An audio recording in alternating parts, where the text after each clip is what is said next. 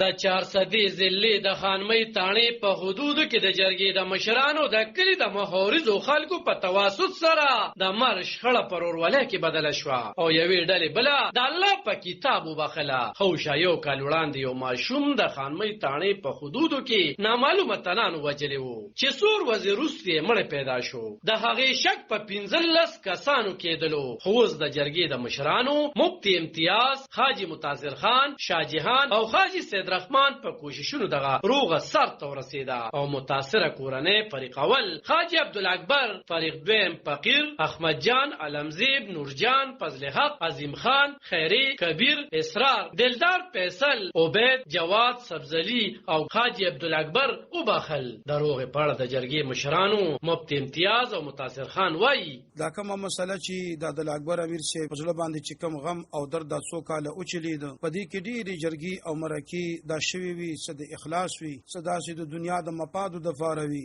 او د هغې نه پس رب العالمین داسې د غریبې طبقې د خلقو په لاس باندې الله تعالی دا مسله بس اطمینان ته او یقین ته ورسوله. او نن د متاثر حاجي صاحب په وجره کې د هغوی په کور کې هغوی د الله پاک جزای خیر دا ورکړي. دا زموږ د مشرۍ ځای دی او دلته موږ ټول د علاقې مسلمانان راجمع شو او هغه روغه د الله پاک په کتاب باندې چې د چا باندې د دیو دعوه وه او زړه یې ورته نه سپینېده، نو هغه کسانو یا 14 یا 15 کسانو نو هغوی قسمونه وکړل د خپلو ځانونو د پاکۍ دپاره او د عبدالاکبر امیر صاحب د هغوی درونو او د هغوی د زامنو د زړه د اطمینان دپاره. او دا غونډه په دقه ځای باندې اختتام ته ورسېدله.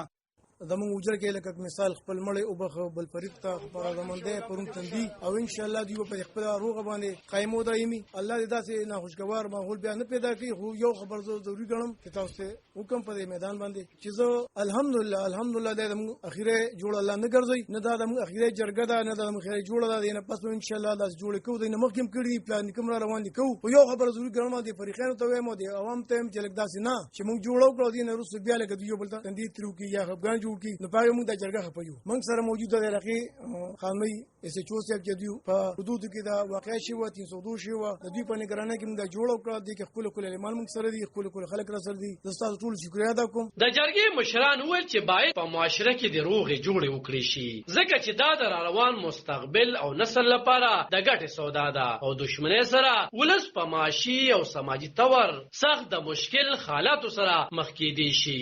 په دغه موقع اس ایچ او خانمۍ اسرار باچا د جرګې د مشرانو د امن پټینګه ستاینه وکړه. علب خان شیرپو، دلبر نیوز، شهیدان 400.